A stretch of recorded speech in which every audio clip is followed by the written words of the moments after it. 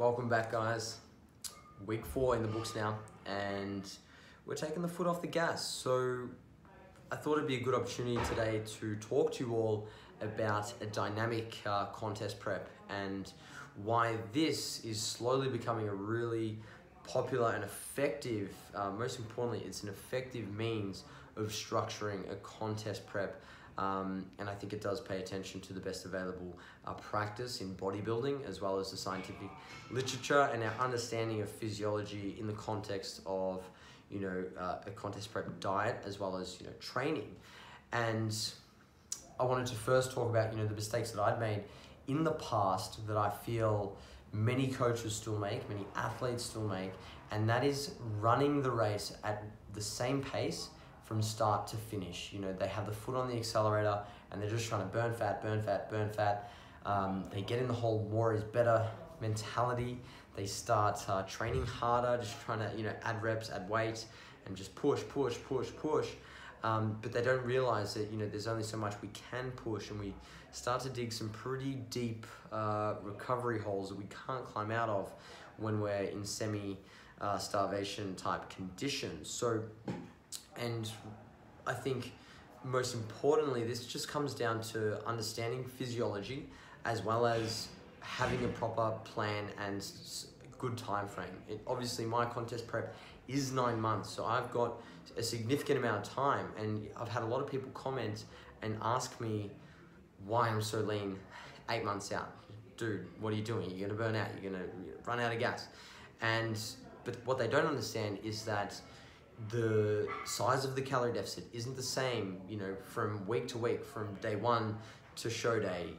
There's a lot of wiggle room in there to have refeeds, diet breaks, to, manage stress, to, as I said, to have periods where we have more aggressive calorie deficit, and then less aggressive, more conservative calorie deficits, and undulating things that way in response to how I'm looking and, whether or not we need to lose more fat, hold things back a little bit to keep a bit of muscle, manage some stress, keep training performance up, and monitor the leverages. Like, there's a lot of things we need to consider, and a contest prep is very much the delicate maneuvering, between trying to train hard, keep the muscle around, stay full, perform well, keep your head in check, but then starve yourself and get fucking peeled and shredded. So the last 3 weeks, were very aggressive, 2,200 calories. We came out swinging. We went from 86 down to 80.5 within the space of 3 or 4 weeks. And then we pulled things back a little bit, and we continued to sort of, hover around that mid 80 kilo range. And now Berto has bumped things up again. So now I've got 3 high days at 3,200 calories, and then I've only got 4 low days. So I've got an extra high day now, and that's just reflecting the fact that we went hard, and now it's time to pull back a bit, and we're just closing the size of that calorie deficit. So I guess the take-home point with this, before we go into the spreadsheet and run through what's been happening in a little more detail, is that contest prep should be planned out.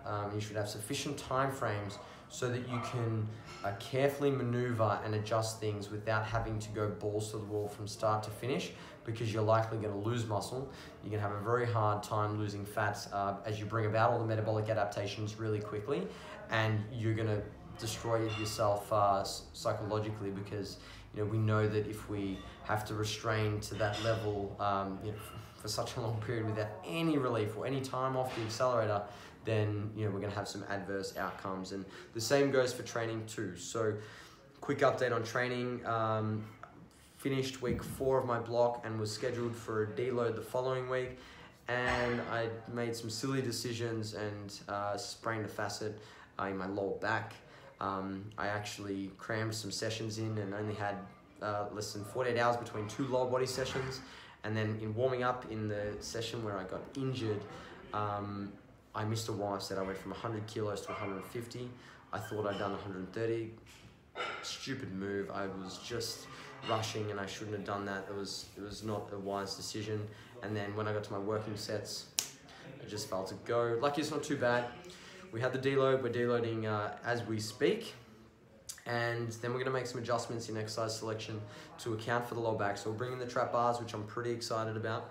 And then also, just be mindful of, how much compressive loads we have on that back. So, squatting only as much as necessary, a lot more single joint movements, leg extensions, leg curls in the meantime.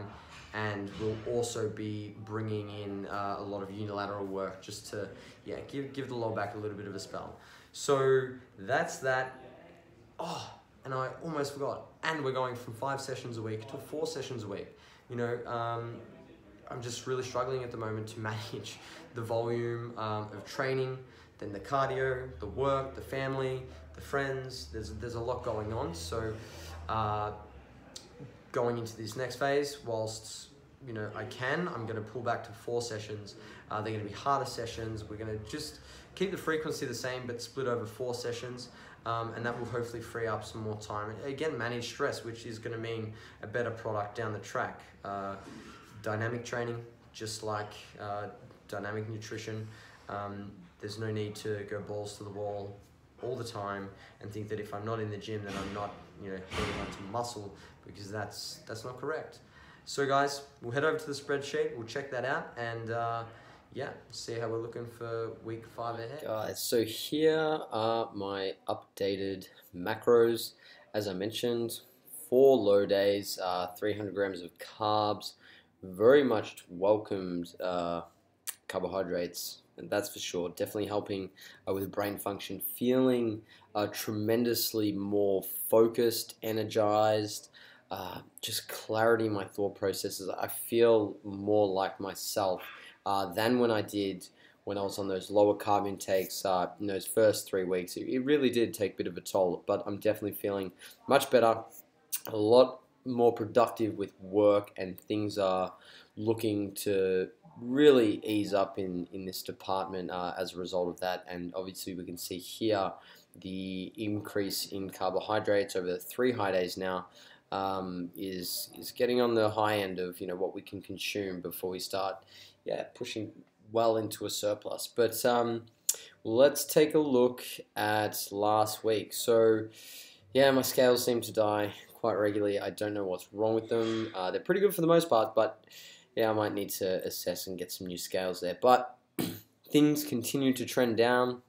New low of 80.6 last week, and then continuing to hover around that mid 80 kilos for 3 to 4 days there. Before I had a bit of a stuff up on the Saturday here, which was when I missed my weigh-in because of work, and you can see here my fat's low, my protein is on point, but my carbs really low, and that's because I had 4 wines and fell asleep and forgot to eat the rest of my calories. So I adjusted things and obviously added some more fat, a little bit of protein just indirectly through increasing more food, a lot of trace protein on this day, and I just made up for the increasing carbohydrates, making sure that I evened things out, so to speak, and being adaptive like that and dynamic, which is the theme of today's topic of discussion, is really, really important. And this is just another example where things don't always go to plan, and sometimes we need to just adjust, make do. It's always better to be dynamic prospectively, so that is planning things ahead, as opposed to being caught on the back foot and having to adjust retrospectively. And often we can start to run into issues here in terms of just the behaviors and the mindset behind certain things, in the binge purge type patterns that can happen if we're trying to undo or fix yesterday's undereating or overeating or missed session.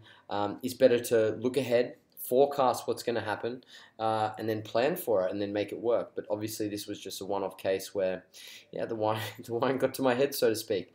Last week wasn't great in terms of cardio, and as I mentioned, I've had to make some adjustments. I'm training 4 times a week moving forward because I do need to get my steps up. I need to get my cardio, but doing everything with my work schedule and my family life, everything that is really a big priority to me. This just won't be possible to hit the gym 5 times a week and get in my 900 calories worth of cardio. So something's got to give. We're going to see a very similar physique whether I train 4 or 5 times a week, and instead of having a couple of lighter days in the mix with a higher training frequency, it's just going to be 4 hard sessions, and that frees up a lot of time. It's a good 2 hours extra I'll get in my week that can go towards cardio, it can go towards meal prep, it can go towards spending time with my kids.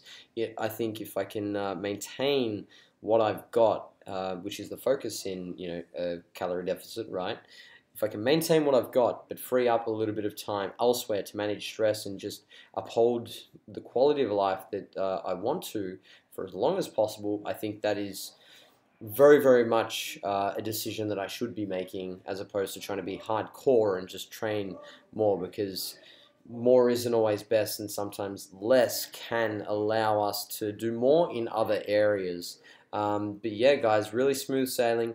Weight obviously climbed back up after this monster calorie day here, but then boom, straight down, and I suspect that things are going to continue to trend down during this week. So guys, that is it for this installment of the video log. I hope you guys found this informative. If you did, make sure you like the video, subscribe to the channel, and I'll speak to you all next time.